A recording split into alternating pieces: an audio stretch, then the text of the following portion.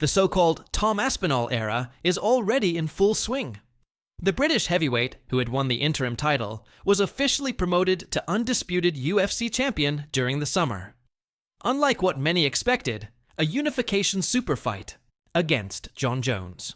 Aspinall's first challenge as the absolute belt holder will be against the Frenchman Ciryl Gane in the main event of UFC 321 on October 25th. At the champion's side follows a central figure in his trajectory, his father, and longtime coach Andy Aspinall. In a video recently published on Tom's official YouTube channel, Andy shared a bit of his routine and also reflected on the past, present, and future of his son inside and outside the octagon. More than titles and sporting glory, Andy makes it clear that his greatest priority is his son's health, and that for him, Tom can retire whenever he wants. However, he does not hide that he would like to see him explore other financial opportunities, including in boxing. Open quote, "Hopefully he'll have a fight in January. I'd like him to headline a card in England if he wants to do that again. If he's not bothered about the money, I'd love him to have a very highly paid boxing match for the money." No, the money's there, and I don't see why somebody as talented as Tom shouldn't have a piece of that money when the boxers are getting a 100 times more than 100 times more. The UFC ain't paying that type of money.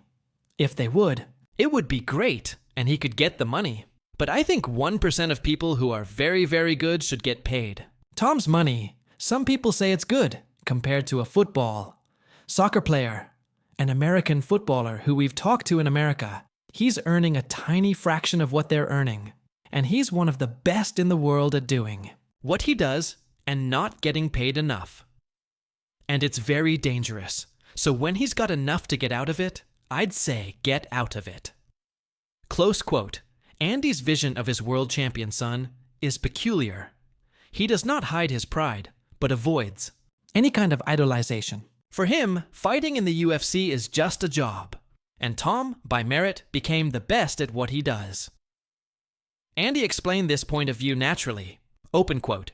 "It's his job. You know, if I was doing a job, I'd want to be the best at doing the job. And he's inherited that trains really hard. And he's learned a lot. And he's very good. He deserves it. He's feeling it. I think if he was a roofer, I'd hope he'd be a good roofer. If he chose to dig roads, I'd hope he'd enjoy. It doesn't really matter. It's just a job, isn't it? It's just what he does. I don't think of him any differently at all. Because when do you know when you've made it? How do you know?" Close quote. Despite the father's pragmatic vision, the reality is that Tom Aspinall is only at the beginning of his reign. The average longevity of heavyweights indicates that he can still compete at a high level for many years, whether in MMA, boxing, or even in other combat sports. And if it depends on Andy, the most important thing is that his son knows how to identify the right moment to end his career without putting his health at risk. He emphasized this directly. Open quote. "When he retires. When he gets out of it healthy, that's all I'm bothered about.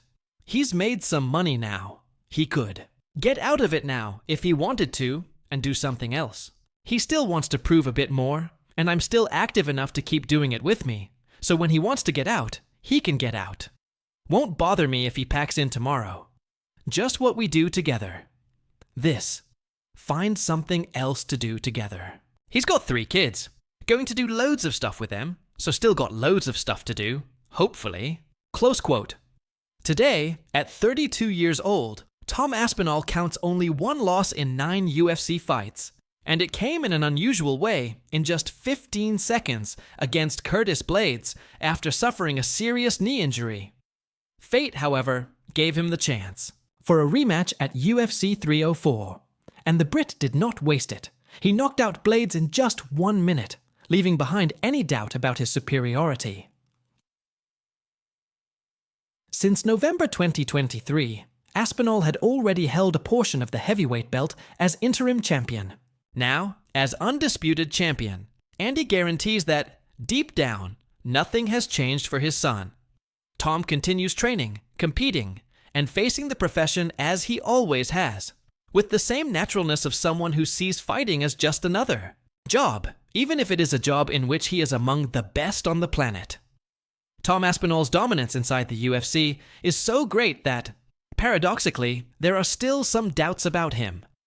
The heavyweight champion has shown himself so efficient in finishing his opponents quickly that he almost never had to deal with situations of real adversity in the octagon.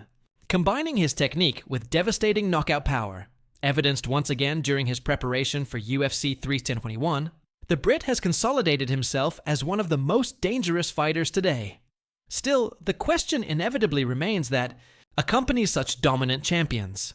What happens if someone manages to neutralize his main weapons or take the fight into the later rounds?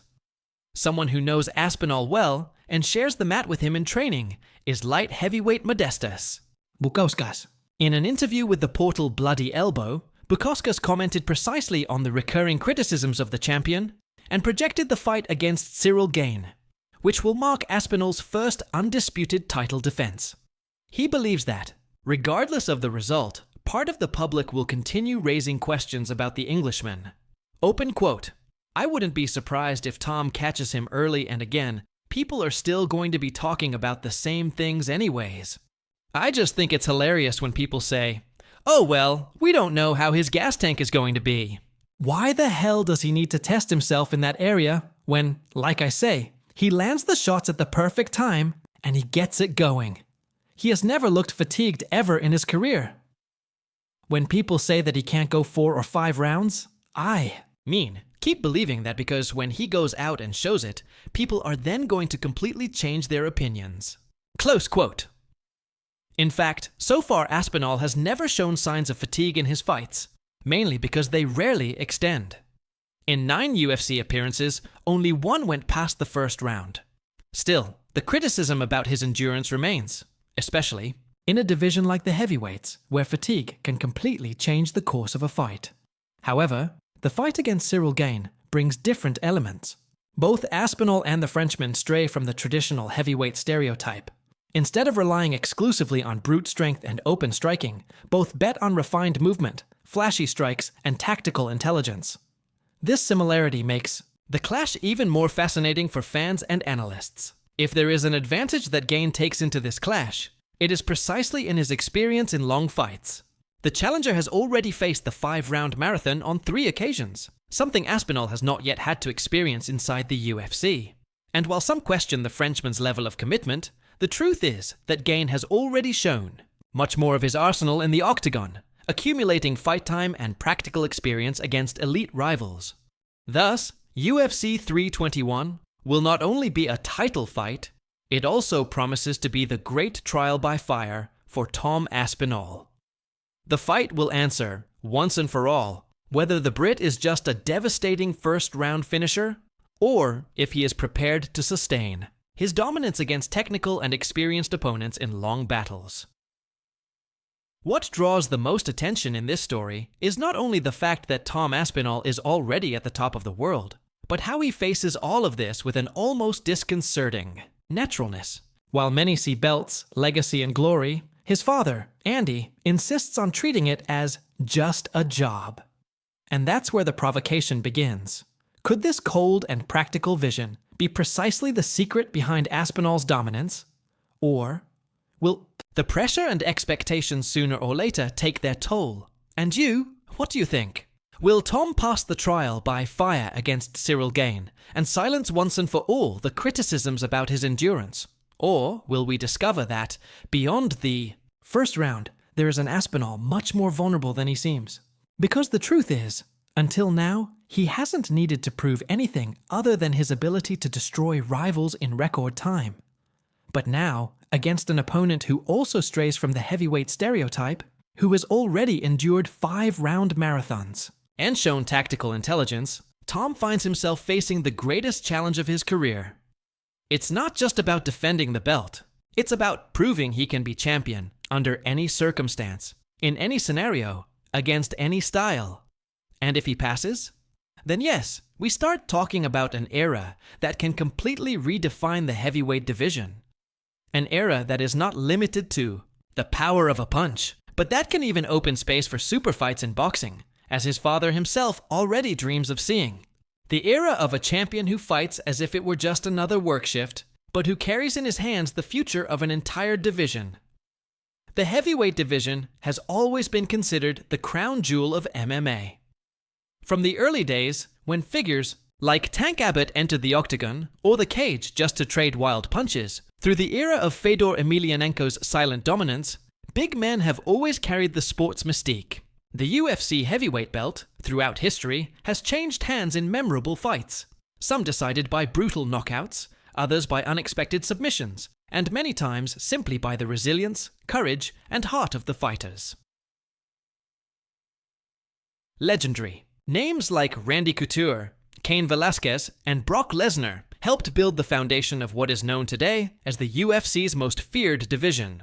Each of these champions brought with them a new era, a style, a different temperature of violence and spectacle. And now, in this history-filled scenario, emerges Tom Aspinall. But he is not just another champion among many who have passed. Through the octagon, he is completely rewriting the manual of what it means to be a modern heavyweight. Born in Manchester, England, Aspinall combines extremely rare attributes for someone his size.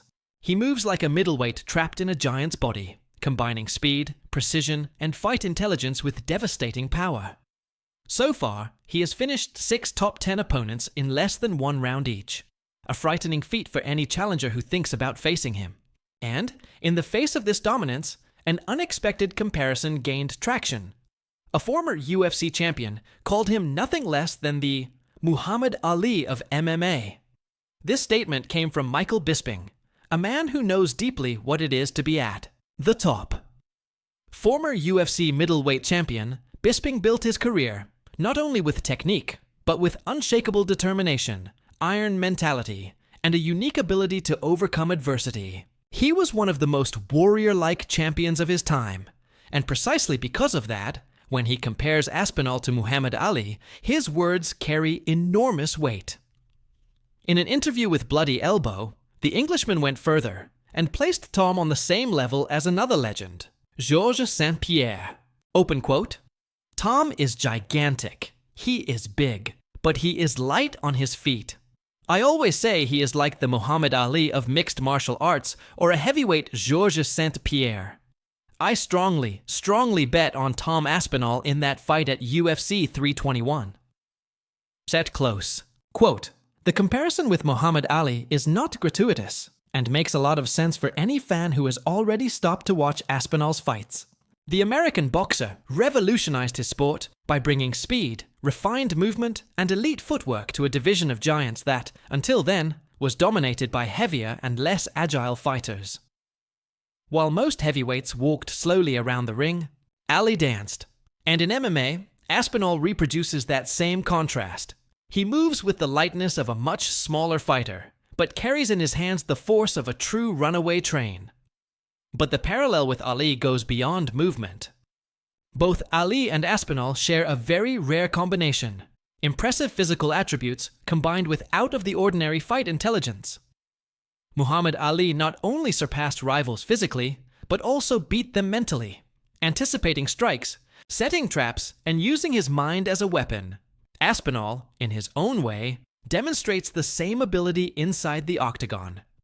He reads the game, calculates the right timing, and lands at the exact moment, turning each exchange into an opportunity. For a finish, when Bisping describes Tom as the Muhammad Ali of MMA, he is not only referring to footwork. He is talking about that imponderable factor that differentiates good fighters from champions, and champions from legends. That's something extra that cannot be trained, that cannot be taught, but that appears when the pressure is greatest and the spotlight is brightest. For Michael Bisping, Tom Aspinall carries that rare brilliance, and that is exactly what makes him so special in the sport's most dangerous division. UFC 321 will not only answer who is the best heavyweight in the world today, it will answer whether Tom Aspinall is destined to be a passing reign, or the name that will mark an era as the most technical and frightening champion this division has ever seen. And when the cage closes, there will only be one certainty. The whole world will be watching to see if this Tom Aspinall era is real, or if it will end in the blink of an eye before Ciryl Gane. Because that is what differentiates great champions from immortals. The ability to turn doubts into legacy, and Aspinall is one fight away from doing exactly that.